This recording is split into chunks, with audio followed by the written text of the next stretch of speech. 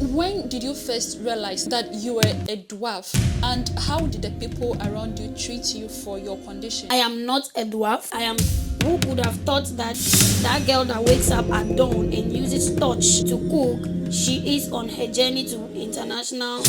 Dorcas Ama Agyeiwaa is a Ghanaian woman Who was raised in a slum by a disabled woman with both parents absent from her life. against all odds. She moved to Lithuania and opened her own restaurant, Her journey is raw inspiring. and truly one of a kind. So would you say you're already successful now? Of course. Just because you were not tall enough? Exactly. I've never stayed with my parents. Hi guys, welcome to today's episode of Life as a Foreigner. This is the first episode ever, and here we share our experiences. We talk about what it feels like, what it means to be a foreigner abroad. We keep it real, we share the ups and downs and everything in between. I'm your host, Princess BENIDO, and today's guest is from Ghana. Ama Dorcas Agyeiwaa, how are you doing? I'm very good, and you? I'm well, we cannot complain. Yeah, I mean, of course, these days, the sun is beginning to show itself, but not in the way that we would expect it to. Yeah, but aside that, everything is good. We're happy about it. It should do well and encompass us. Yeah, it should. So before we dive in, could you describe yourself with 3 words? Because your story is unlike anything most of us have ever heard of. Okay, so I would say I am a cheerful lady. I am cheerful. I am resilient, and I am a strong woman. Okay, I so am strong. later we will get to understand why you describe yourself with this voice you are using. Yes, he has a background to it. Do you remember the moment you realized your life was different from the kids around you? Okay, so I think that will be somewhere in class 2. Yeah, because Primary 2. primary 2, yeah, basic 2 or primary 2. I have not attended, daycare, kindergarten. I went straight to, class 1, or I think even class 2, which is basic 2 Okay. or primary 2. And where I realized I was so different was when we went to one school, that's RC, we call it Roman Catholic Primary. And then the assistant headmaster asked me to write my name on the board, and I couldn't stretch to write my name on the board. So he told the teacher that brought me for the admission that, look, we cannot admit this person because this class you want her to come to, she has to go to daycare or kindergarten.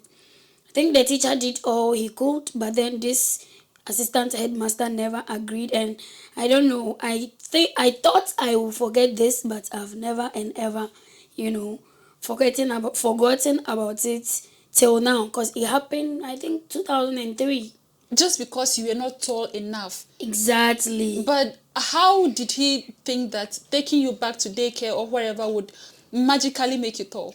So I think they were just trying to make fun without... As a grown-up, why would a grown-up want to? Yeah. Without actually analyzing that, okay, is her mind also affected by the height? Yeah. Or I don't know if he feels, maybe I'm not grown and they are bringing me to maybe that class because I'm just smart. But he just acted even without questioning into details. Yeah. Yeah. That's sad. Yeah. Yeah. But I mean, I'm sure now when he meets you, not even now. From then when they sent me to the other school, which is the sister school, the things I did in that school, most of the students comes out, human beings, we talk. Yeah. Most of the students are like, Mr. So and so was like, oh no, why didn't I admit this lady? See how she's leading them in musical stuffs, she's leading them in cultural dance, and they are, emerging first. I'm like, I am so happy to know he realized he had lost something. Yeah. at the early, like even before now. Even Yeah. now, I don't realized it even very think he's early. alive. Yes. Maybe. Yeah. And Oh, if okay. he's alive, he doesn't even know my whereabouts. But he realized it right there and there. Not even a year. When I went to that school, I love dancing. I love musical stuff. So I do sight singing. You know, G major clef, those things. I could be able to read lines of music, and I do it for my school. They send me to zonal. I represent the whole school, maybe 14 schools to come. Wow. Sometimes I'll get like second or third for my school Wow. in the whole zone. They send me for spelling bees. I go and represent the whole region, about 28 schools. Yeah, and I get second or third. I don't get first, but I do get second or third among either the 14 schools or the 28. So when you go to these places and you win these awards or you get this title for yourself, this second position, do your parents come to cheer you up? So actually, I did not stay with my parents. That's one. No, primary school. I have never stayed with my. Really? I wouldn't say never. I stayed with my mom from, of course, from birth to 6 years. Then from there, I've never stayed with my parents till now. So that 6 years, where were you? Who were you staying with?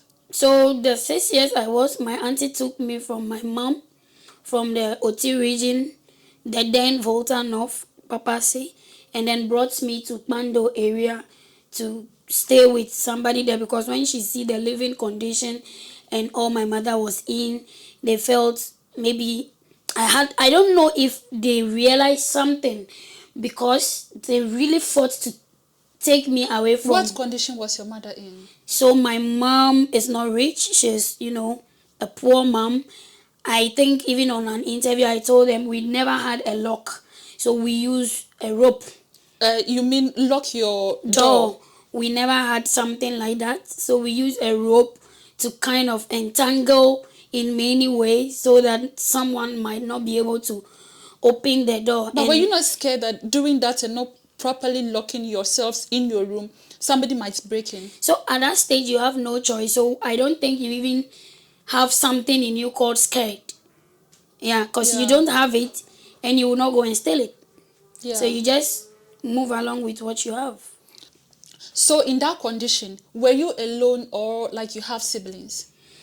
Those times I had a sister and she was not staying with my mom. So you were I only was two? alone With your mother We were alone. those times, yeah. Oh, your mother had more children after you? Yeah, two. Okay. So that sister of yours, is your father the same? No. As I understand, because like since we've been talking, you've not mentioned your father. So I assume that you grew up without your father, right? So growing up without your father's presence, and then I think I read somewhere or seen somewhere that later you got to meet him. How did that impact or affect your identity? Yeah, so I think the woman I actually stayed with was so welcoming. She is a mother and is still a mother.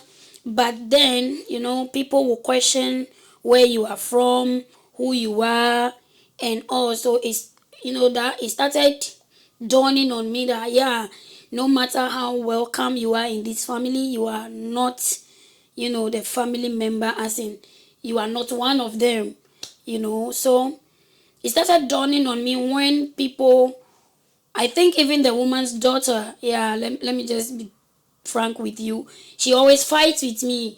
Go to your parents. Oh my This is God. my mother. Where are your parents and stuff? So with that, then I started feeling like, so won't my mother come for me? Oh. But when will my father also come? I also want to really feel, that thing where they say, this is your father. He bought you this, he bought you that. Yeah. So you felt like you didn't belong? Exactly. Most of the times. Because most people actually make you feel and know that, you are not part of it. You are just staying there. Yeah, I know that thing. Like in Ghana, I know it's very common. Yeah. Yeah.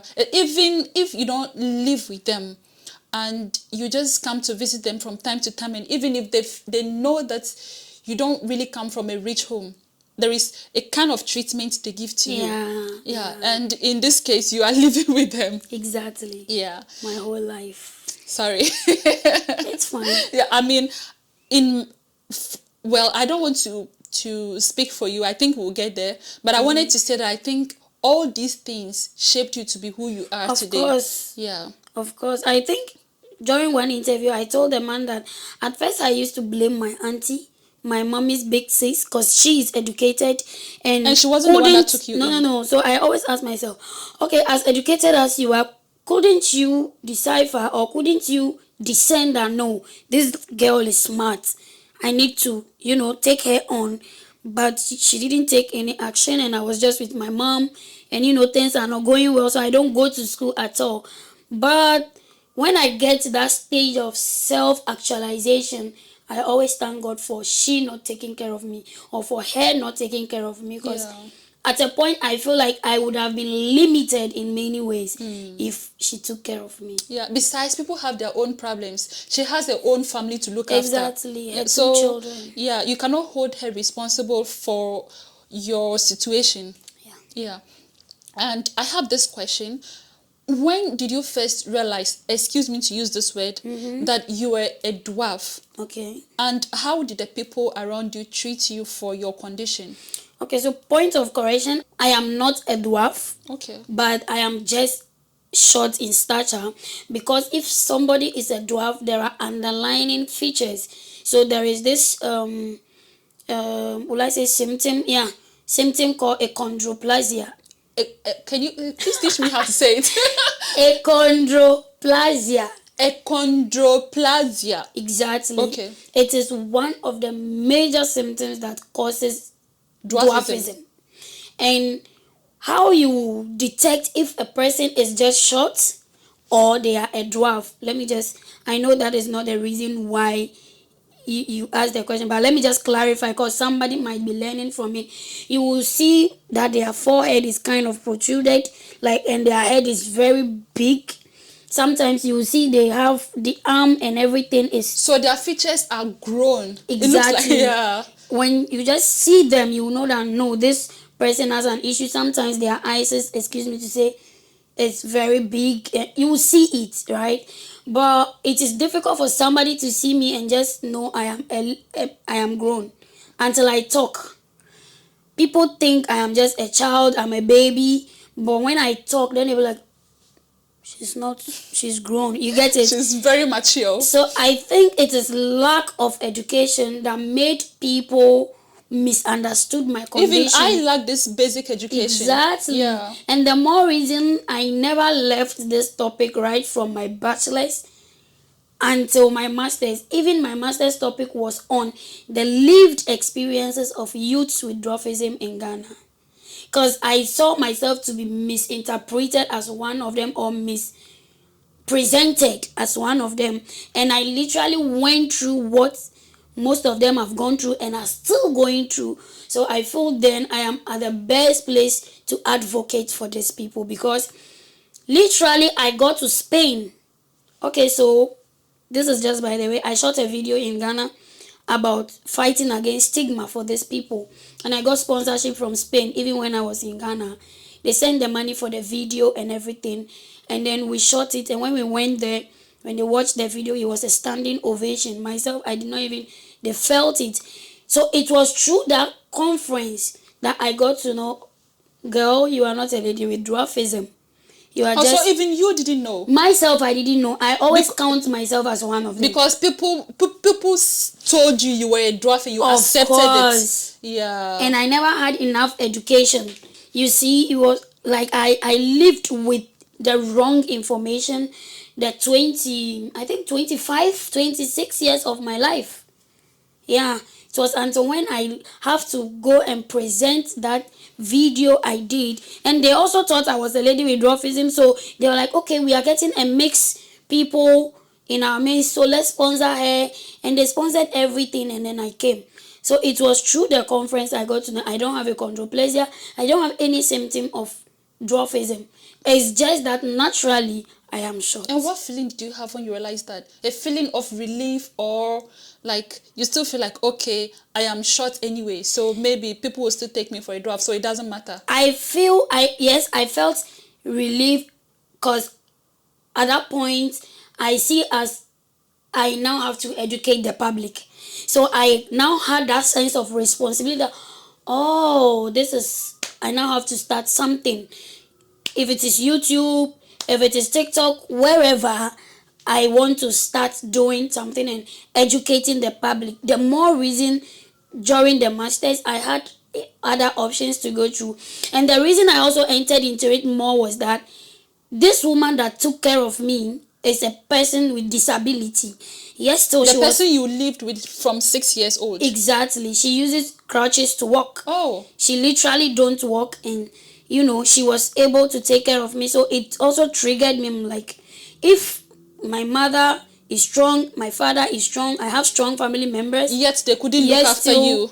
I couldn't make it home, but I could make it from this person that society think they are weaklings, society think they have nothing to offer. Then come on, society need to wise up and know that we are missing it. We really need to wake up. It's a wake up call that these people shouldn't be neglected. They shouldn't be treated anyway, because the fact that they are disabled with their physique doesn't mean they are disabled in their minds. That's so true. Yeah. So how long did you live with this person? I lived with her from 2003 till now. But you're not living with her now. Of course, I still see her as I'm with her, because the fact that I'm not home doesn't mean we are not together, because literally every day she's on phone with me. So she's literally your mother? Of course. Okay. So living with her for all these years, and sometimes her kids ignorantly bully you. Mm-hmm. What kind of a child were you? Were you angry? Were you hopeful? Oh, maybe soon I know you said like sometimes you felt like, when would my parents also come for me? But exactly what kind of a child were you living with her? I think personally I always say it's been God with me through this journey, because it's mostly makes me have mixed feelings. At a point I am a happy child. At the other point, I'm down. The other point, I'm like, what is all this happening? So I kept having mixed feelings depending on whatever I'm going through at a particular time. Yeah. And also, how did you survive emotionally during all these years of silence from your parents? What kept you going? Yeah, I think even as a child as I was still having memories of what I've been through when I was with my real family. And so by your real family, you mean your mother, my and your mother, sister? and yeah. So children are trapped by food. So anytime they even beat me, and I was very stubborn when I was a child, honestly. I feel so I've learned something from there, that what a child needs emotionally or financially or physically, when you don't provide it for the child at that particular time, they fixate. When I say they fixate, they hoard, they keep things within them. And then when they reach a stage, they feel like the only thing you can do is to discipline me, so I will act this.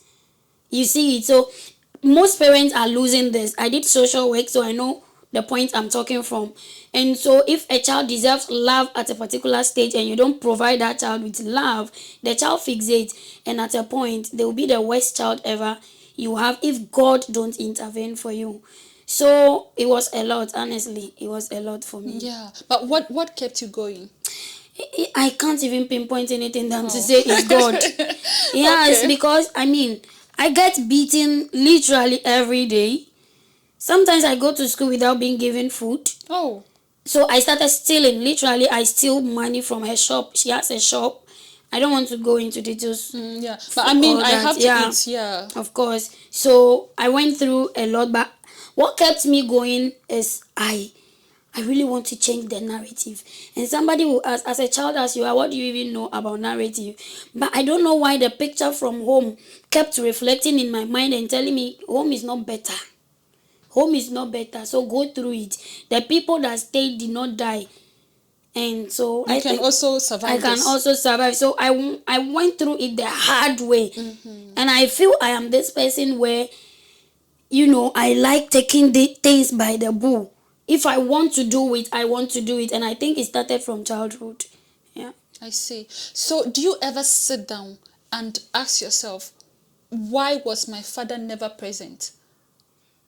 And another thing, if today you meet him and you are asked to ask him something, like if you are asked to ask him one question, what question would it be? Why did you run away from mom? Oh.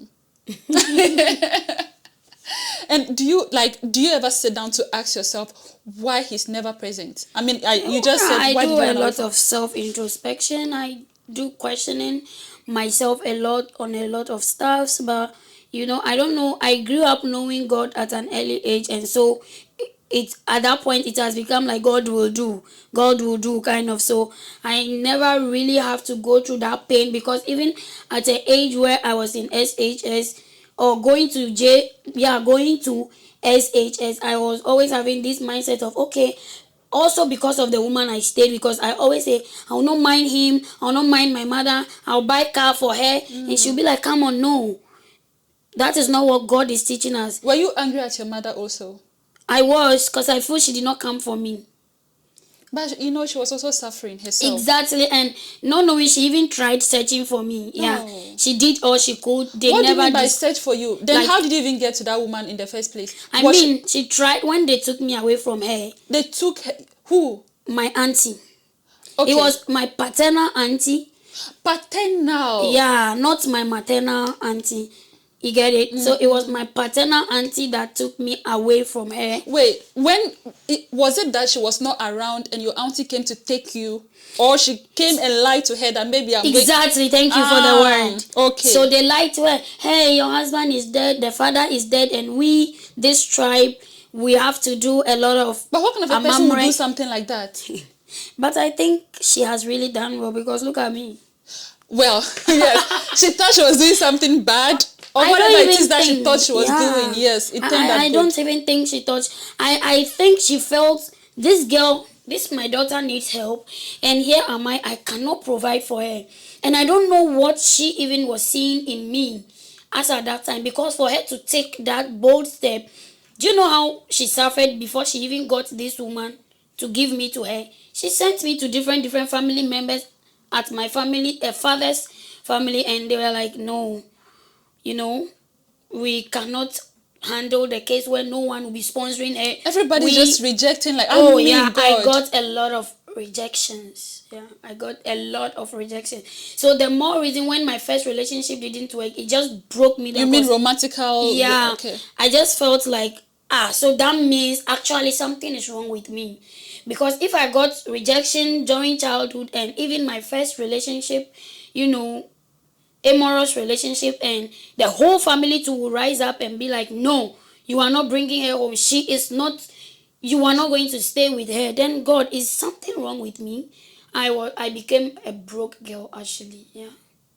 Growing up, was there ever a point in your life where you sat down to say to yourself, this pain will not define me? Yeah, so I think I started getting that right from SHS. So a teacher took care of me along the line, helped the woman I stayed with. So he kept telling me, you see this, your stature, I know you are going through a lot, and don't expect you will go through less than that. Especially when you get yourself in a society where they are also not still, sorry guys, they are not used to your situation. You will still get that shocking look, shocking expressions and all, but you have something in you. So don't let anything hinder you. Keep learning, and that you have. So he made me understand or understood that I have something in me that if I should continue pushing, I will make it in life. So it was kind of a standing, or a foundation for me. So anytime I feel less of myself, I feel like, this thing is not even worth it at the long run. Will you even get job in any office to do? You will still face rejection, those voices will be coming. Then I will remember his voice. He's called Mr. Bobo Desire. Oh, God bless you, Mr. So wherever Mr. Bobo you are, I say God richly bless you. Aside Mommy Lucy, you've been a foundation builder. So his voice will echo strongly that you can make it. Something is in you. Yeah, so that got me moving. At what point did you reconnect with your mother again? At what point did your mother find you? So my sister found me. Your sister found you? Yeah. So when your sister found you, what feeling? What did you feel? Did you feel like this is a rescue, or you just felt like it's another twist? It's all going to be right? Yeah. I've been in pain, and I was just transitioning when she came in, because I could remember the teacher, Mr. Bobo Desire, I talk of, that came in, literally took me from the government school and then registered me in a private school. He paid everything. That man is so kind. Yeah, with his own hard-earned money. And yeah. So that feeling at that finding you stage. Yeah, so I was in that private school, and then I think we were in class. My class is close to the administration block. So I saw someone, carrying a baby at her back the African way. And then I don't know what went on, but I saw someone was sent to come and call me. But actually when I saw her, I felt a shock within me that no, this is somebody I know. Even though at that time, that was almost 2012. So that was already 13 years. No. 9 years, yeah. Wow. Because 2003 to 2012. And when they took you, you were just a child, so... Exactly. But then when I saw her, something within me vibrated. And when she saw me, she started crying. Wow. So she just hugged me so tight.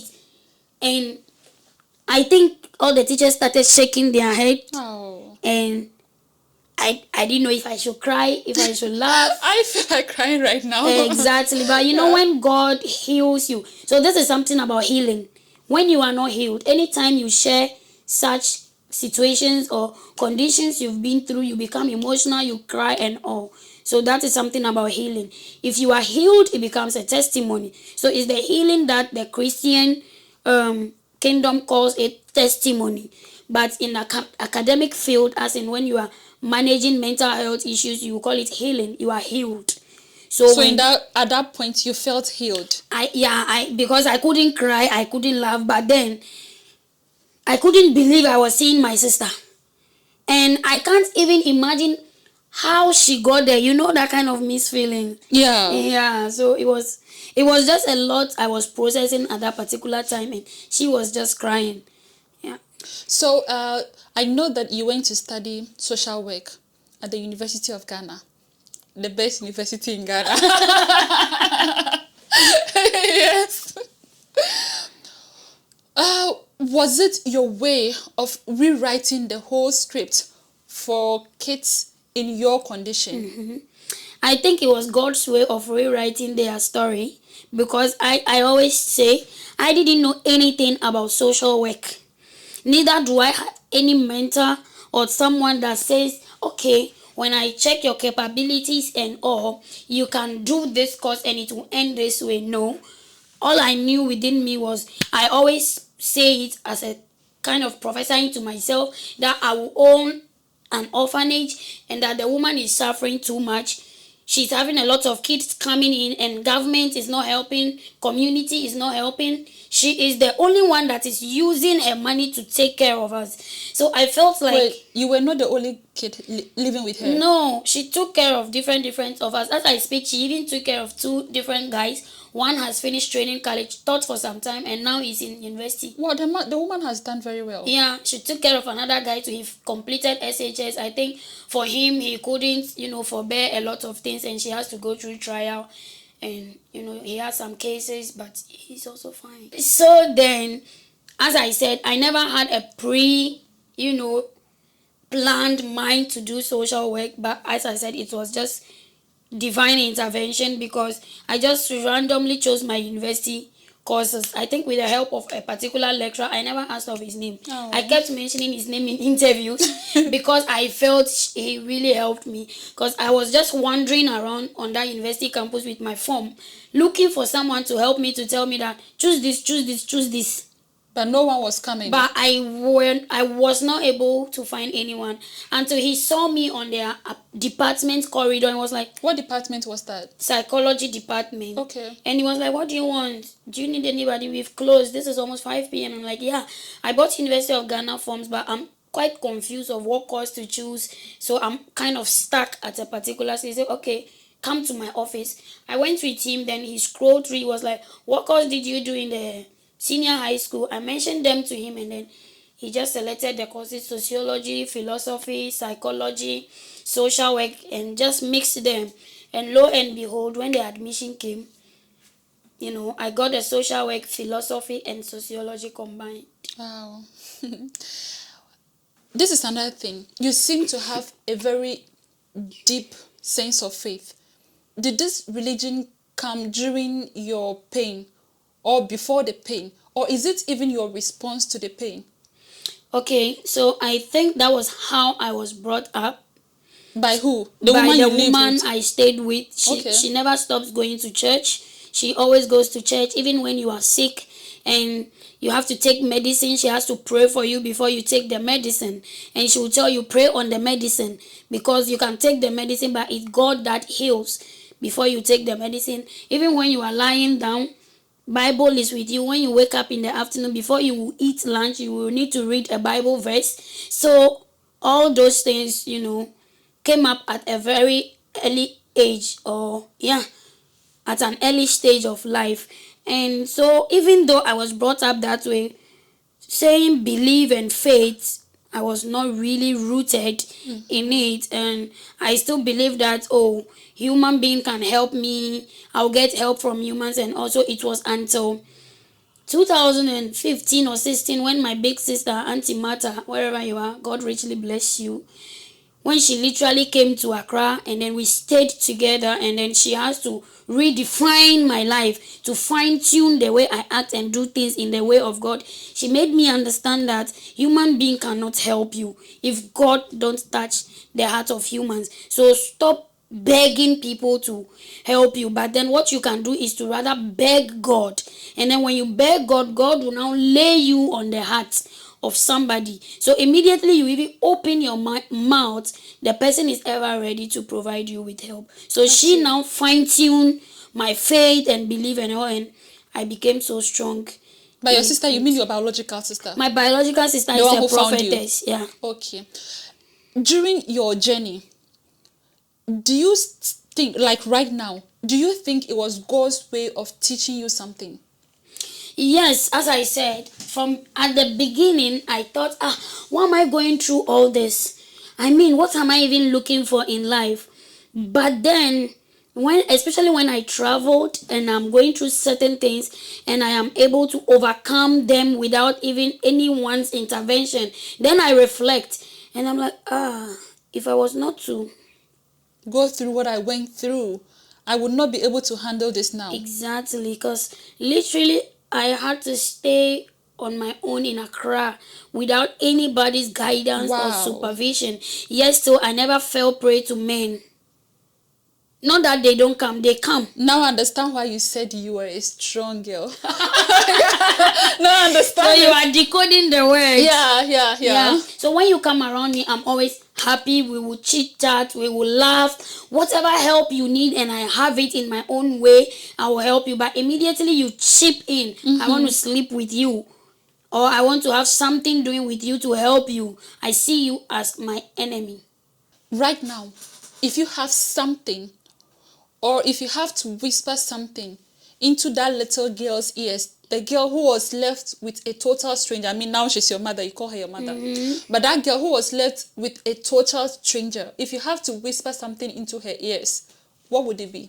Or what advice would you give to that little girl? Yeah, I would advise her that, you know what, there is a reason for every season. I will tell her there is a reason for every season. And so whatever you are going through here today, never think you will remain in it unless you accept it that you will remain in it. But if you don't accept it, then you will not be stuck in it, because destiny speaks. Destiny is very strong, and you don't know your destiny. You don't know what God has for you. So keep pushing there. The worst enemy is for you to quit, because quitters never win and winners never quit. So don't quit. Keep pushing, and then you will meet your destiny helper. I don't know who said this. I don't know if I heard it from a movie or from one of these politicians, but the person is like, The person said, whatever pain, whatever struggle you are going through now, just know that it shall also pass. Just tell yourself, these too shall pass. Yeah. And coming to Lithuania. Your one and only country. Yes, Lithuania. So coming to Lithuania, was it a new beginning or another unknown thing? Another unknown journey you just decided to embark on? Because I ever been to Sweden, I would say it was a mixture of the unknown and then a door opening opportunity. I see it was a door opening opportunity because I was on a scholarship in Sweden and I knew how it transformed my life in a way when I got back. Was Sweden to the Ghana. first country you... Okay. Yeah. And so I have this connection with Sweden all the time. I feel like I want to go to Sweden. Yeah, because it was my first international country. Even though we entered through Amsterdam, but I stayed in Sweden for 6 or 5 months. So it was home. So yes, it was that of the unknown and that of unlocking the door of opportunity. Because it was... What opportunity did you see here? Yeah, because it was a fully funded scholarship. So not opportunity as in I knew the country will favor me. I knew I'll get job to do. I knew no, but opportunity as in it was a fully funded scholarship. Honestly, it was not something I have to pay school fees and come because that is something 100% I could not naturally afford. But it was a fully funded scholarship by the European government and Lithuania was the country of entry. So I didn't know anything about Lithuania. I didn't have any idea about the country. But it was my first point of entry. And then when I entered, we started despising. This is this is that, this is blah, this is B. Then my sister called me and was like, remember Daniel? Now when Daniel was sent to Babylon, Daniel became an administrator at the administration of Babylon because he now eats what the people eat, he speaks what the people speak, he drinks what the people drink, and he acts like them. So now... Speaking what people speak. Yeah. Guys, if you're a foreigner, learn Lithuanian. Yeah. My sister told me, even though she is not a scholar, she is a spiritual person because she's a prophetess. But so she came from the biblical point of view that if for God to say you will make it, you will make it. You do not isolate yourself from the Bible and what happened to your predecessors because Daniel, this stage you are in like this, see yourself as a Joseph or see yourself as a Daniel. What happened to Daniel after? What happened to Joseph after? Joseph literally became the destiny helper of his household and of course a whole nation, but he never took it easy. Until when the new king came, he had to maltreat him because he never knew who he was. Exactly. Yeah. So when you don't now isolate yourself from the Bible, you now know that you are currently at this stage of life. So remember, I was telling that little girl before that, know that there is a reason for every season.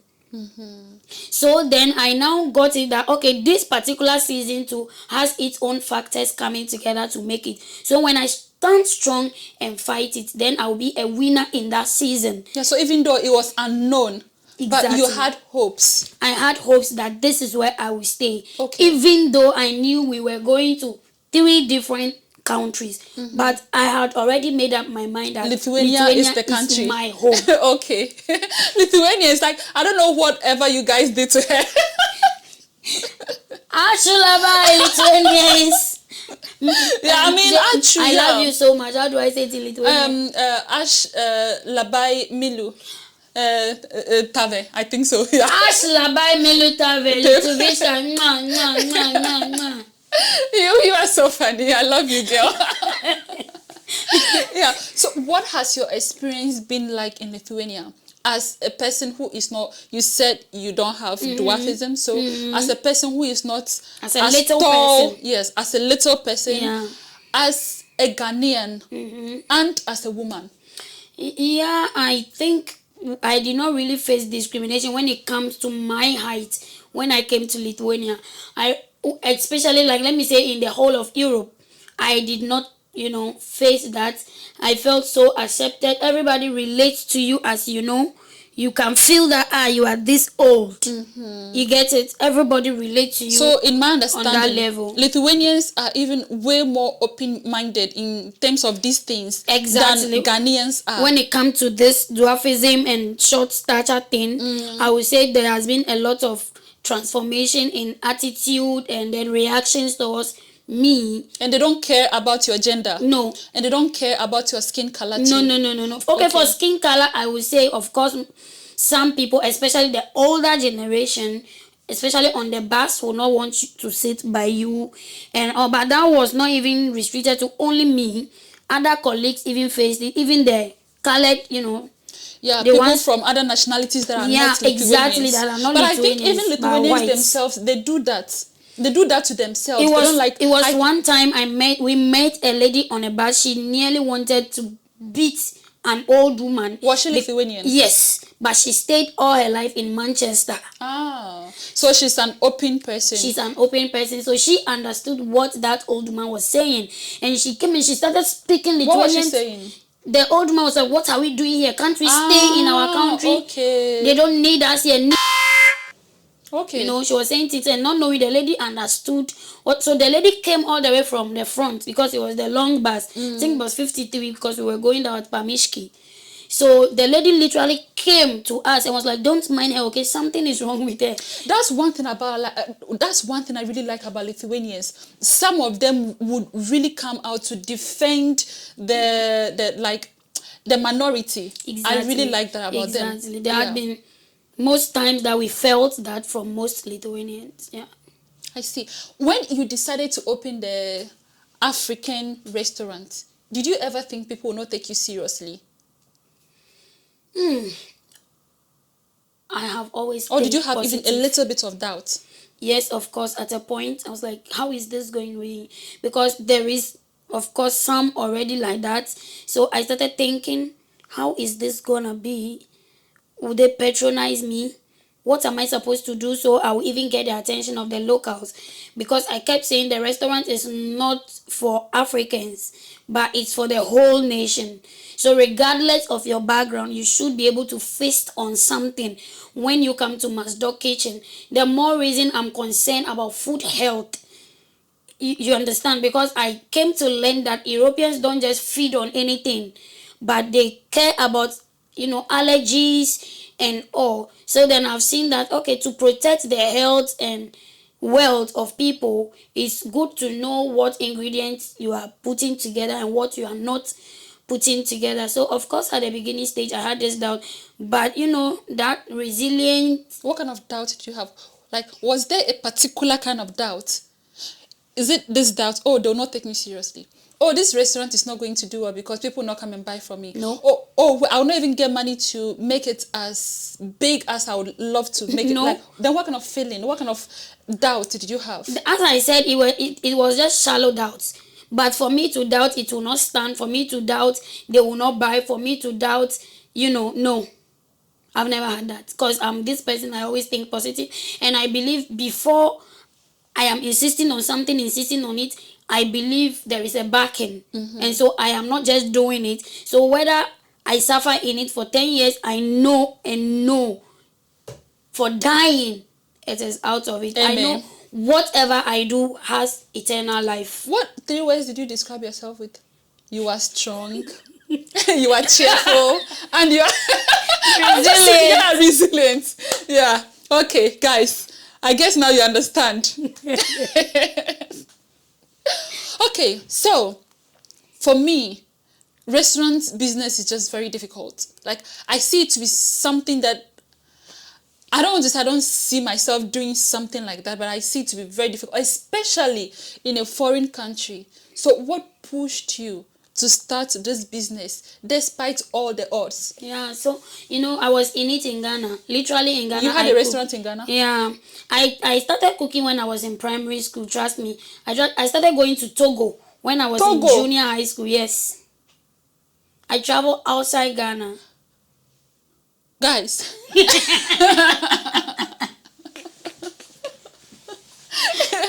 hey, I think 2012, 2013. No, 2012 is far. 2008, 2008, 2009, I started traveling out of Ghana. I go to Palime, I go to Lome to buy things. I can't close my mouth. Close it. I'm so shocked, guys. What? Do you know I live very close to Togo, but I've never been to Togo. Oh. And you a small girl. I've been to Togo several. You were so small. You were so young. Exactly. I don't want to say so. I mean young. By small, I mean young. In Ghana, when we want to say somebody is young, we say small girl. Small girl, yeah. You, as young as being in primary school, you were going to Togo. Yeah. Hey, madam. What life will push you to Yes. do. So you see all those ones now tallied. And then when I started this, of course, it is stressful and all, but there's this kind of comfort. There's this kind of peace. And then when you reflect and think about everything you were going through those days, when you have to go to Togo, when you have to go to different places to buy stuff to sell when colleagues are in school, then you see here and you are like, all are adding up to this. So would you say that what pushed you to start this business is I don't even know what word to use for this. Like it's just something you had been doing. So for you, it's just like another continuation. It's a continue, because I literally closed down the restaurant and had to pack the equipment back to Volta Reading. I was doing it in Accra. In Ghana. Yeah, I was doing it in Accra, Pantai, and I had big ice chairs and stuffs and all. But when I was leaving, I saw it, not I felt, I saw it that management was very poor. And then even as I was there, I was struggling and literally doing most of the things alone. So what if now that I am not there to control situations and all? And my sister is not someone that can leave Volta Region to come to Accra just because of that. Because she has children, she has ministry she's doing, and she also has a shop she's handling. So and it's difficult to run this kind of things remotely. Exactly. So the best way was to close it down and pack the equipment home and go away, hoping that something better. But I didn't have it in mind from Ghana that I'm coming to Lithuania to start a restaurant. No. But when you came here, what did you see that made you want to start a restaurant? Okay, so shout out to Shadrach Mauli, the footballer, coach Bakope. My coach Bakope. God bless you. How do you say God bless you in Lithuanian? Hey, why are you asking? You are chopping the thing, the Lithuanian thing. You need to speak Lithuanian. How do you say God bless please, you? No, I've not gotten to that level yet. Jesus bless you. I know God is Deve. But bless you, I don't know how to say it. Hey, please, okay. It's okay. It's okay. Lithuania to tell us. She was going to Google So Translate. if you are Lithuanian and you are watching this, please, I want you to type under the post. What is the like? How do you say God bless you? When I see it under the post, trust me, I will do a video and say God bless you to Lithuanians.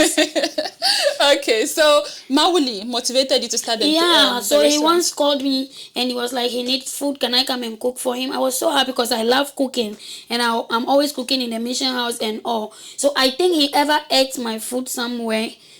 You know, I don't know.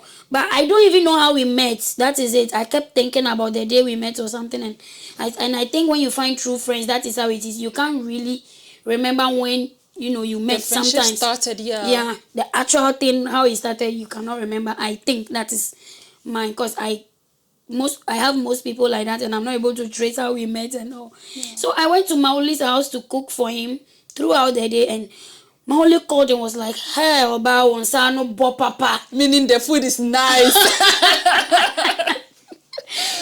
And it was like, wow. So, of course, I did as if I was doing it in Lithuania already. Honestly, today I'm saying it. So when he said it, I was like, oh, really? So do you think when I do something like this, he said, yes, but there are lots of guys here without girlfriends, without their wives. And also, if you tell them you can come and cook for them or you can cook and bring it to them, they will. So he spiked it without knowing that was what I do in Ghana. You understand? Yeah, so I cook for only him. Most times, I go to Portugal or I go to Slovakia. When I come back, he'll be like, come and cook for me before you go. I cook after he brings me home in his car. So it started from Shadrach Mauli, Coach Bakope. And then your kitchen's name is, your restaurant's name is Masdok Afro Food. Yes. What is the You are not coming to ask me that question. You are not trying it. What is behind that name? Please tell us. We want to know the meaning. What motivated that, Max Doc? So I think this question will postpone it, and then maybe after September I will answer this question with somebody. After September? Show. Yeah. I'm beginning to feel something. Because her name is Dorcas. Maximum Dorcas. Come on, maximum is MAX. Okay, fine. Gertrude, don't come after me in this video when you watch it. I told you guys. Don't try it. I told you guys. Deaconess Gertrude, don't try it. I told you guys. Mrs. Queno. There is something behind this name. And I smell a guy. This guy is a bad girl. Domas, your wife. Your wife. Yeah, so guys, apparently should not tell us. So do you not understand? I said I'm cheerful. See the way you are laughing. Pay me. It's true. Like, you deserve to be paid to cheer people up. Yeah, I agree. So, do you think pain makes people compassionate or more guarded? So I think it's also now. Then we will now streamline it to your personality and also who you are naturally. I feel naturally some people are compassionate because I think if I want to reflect on what I have been through and all, I should have rather been, wicked and, hostile towards people because of this rejection. But I don't understand why I rather have a lot. I won't say I have compassion, but maybe I might describe it that way because unless you don't say Doc as this, even if it is my savings, I pour it out. And I've always had this feeling in me, no, I need to help people. Maybe people don't know this, that's why they are doing that. So I feel it's your personality to either be compassionate or also maybe because of your values. Would you say your difficult childhood shaped your hunger for success? I would say yes. Because maybe if I was not to go through all those ones, I don't think, because there is a lot of pain, struggles, ups and downs in this restaurant business. It's not something you just stand up and say, even if you have money, you will still go, the documentation process, it doesn't respect money. You will still go through it as a human being. Yeah. But I believe the resiliency and to be strong and continue until you make it was still there because of my past, experiences. And I kept moving that, girl, you've got this. You have to do it. You don't have to stop. Yeah. And also, that pain you went through, do you think it could have broken you if you weren't strong as a person? Of course, not could. Like, maybe you should find another word. Of course, because even till now, when it bounced back to me, I'm like, yeah. I think even yesterday I was telling somebody that, do you think maybe I find it difficult to love someone? Like when you were telling me, oh, this or that, I feel you are just lying to me. It is so difficult. So much so that your restaurant has a guy's name in it. Leave me alone. I'll finish this host. So maybe, I don't know. Why am I even coming to say something? She trapped me. I wanted to say maybe he found a spot. Who? Maximum. Maximum, yes. Yeah, maximum. If somebody was like, I'm surprised DJ Nyami did not ask you what is the secret behind Max. I'm like, is that your problem? Maximum, it's maximum. Thank you. Yeah, maximum Dorcas, yeah. So like I wanted to ask, is forgiveness something you found for your parents, or it is still a journey you are still on? No, I just found it like that and I've forgiven them. Even at a point I feel bad. Why did my father die? Because now I would have been able to support him. Somebody who wasn't there for you, somebody that made you go through all these things. I would have been able to support him so that he will know that when you give birth, you need to take care of the child for the child to get the maximum support from you. Sorry, just as in Ghana we say your parents take care of you. But he didn't take care of you. Yeah. So I say to myself that I wish you were alive. I would have taken care of you so you know that you have to take care of your child to grow. Then your child will also take care of you for your tooth to lose all your yeah, exactly. You are a very kind person. Because most people, if they were in your shoes, they'll be like, I went through all this because of my parents. I would never forgive them. Even your mother. Exactly. Yeah. One thing I've found out on my journey of self-actualization is that forgiveness comes from within. And so if you are not able to forgive others, it means you are not able to forgive your own self. Forgiveness comes from within. It's not something you just say with your mouth. As I said about healing, so forgiveness is part of the healing process. If you shed it, overshadow it and say, I have forgiven. Yes, so when you talk about it, you are emotional, your heart is aching and you are crying. You have not forgiven yourself. Neither will you be able to forgive the people that caused you that pain. Yeah, because if not because I have forgiven, the truth is, even though the woman is able to take care of me and all, I wouldn't have love for her daughter. Yeah, because we've been through a lot together as kids, but because I wouldn't have had the spirit of forgiveness, I would take it here by those actions and I will still relate with her. But no.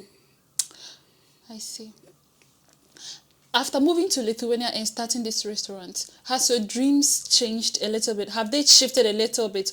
Or you still have that dream to open the orphanage someday? The restaurant is even giving me more vibes to open it, because I feel because of the restaurant, I will now come into contact with prominent people in positions that will be able to solicit for funds and all. So I just believe the restaurant rather will, help bring these people that will come support the orphanage work and also the help for persons with disabilities. I see. I understand that everybody has a definition or their definition for success.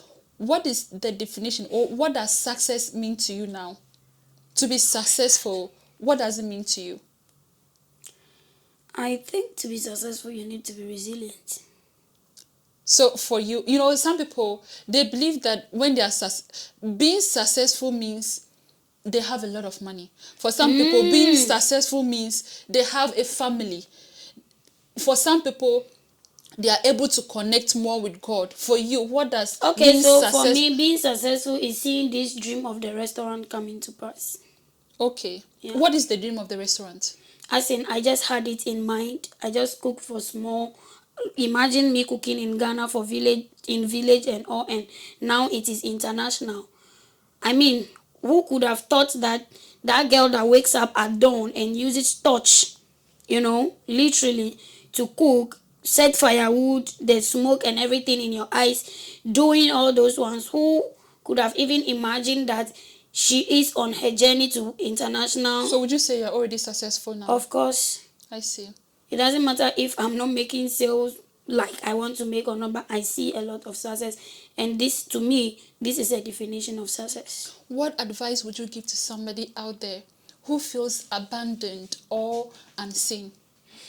Okay, so my little advice to somebody who feels abandoned or unseen is believe in yourself and believe in the can-do spirit first, because it will come from you before people will start believing you.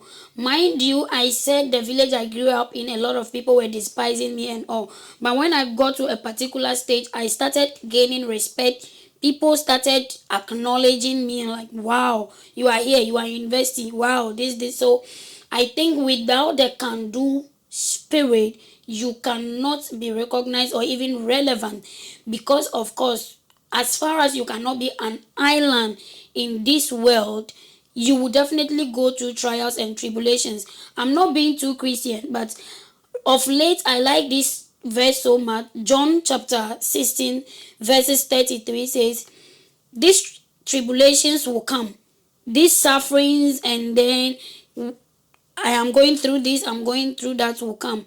But then continue and remain in me, because I have overcome for you already. I've overcome the world. So when you yourself, you have the can do, then you already know that the winning you have won within is just left for it to manifest. Okay. Yeah, so I will say to anybody who feels abandoned, who feels neglected, that self-love is very, very important. And the can-do spirit. You need to love yourself regardless of what you are going through. Even if they tell you 1,000 times you are not beautiful, stand in the mirror, let the tears be flowing, still tell yourself, I can do it. And I am beautiful. And I am beautiful. Regardless of what people say about me. Regardless of what people say about me. What is the one myth about dwarf? I know you've said a lot about course. dwarfism, but what is the one myth about dwarfism you wish to crush today? So one myth about dwarfism I wish to crush is the fact that they are blunt. People think immediately you okay, and also the fact that they are spirit, that particular one. Let's even leave the intellectual aspect. The fact that especially most Ghanaian communities, I know most people in Ghana will be watching this video, whether you are a politician, whether you are, a pastor, whether whatever field you find yourself in. A person with a dwarfism is not a spirit, neither do they have any spirit related styles. It's just a medical condition. And you watching this video or you watching this documentary or this foreigners live, I will tell you point blank that if you are in your process of giving birth, you can give birth to a person with dwarfism because it's a genetic mutation issue. So you could literally have a child with dwarfism. Hence, you should be careful the way you relate with these people. They are not spirit, but their condition is medically, Yeah, I see a lot of times you say disability is not inability. Yeah. So I want everybody to understand this. Yeah. Dorcas, I know that you are doing a lot. You are hardworking, you are resilient, you are cheerful. I felt that, like I really felt that cheerful thing from you. If there's one thing you want Dorcas to be remembered about, what would you like it to be like? What is the one thing you would want people to remember about Dorcas? Sharing food to people. Sharing food to people. Is it for free? Yeah. Because I wish to get to that stage where it doesn't matter. Oh, you are serious? I'm serious. Okay.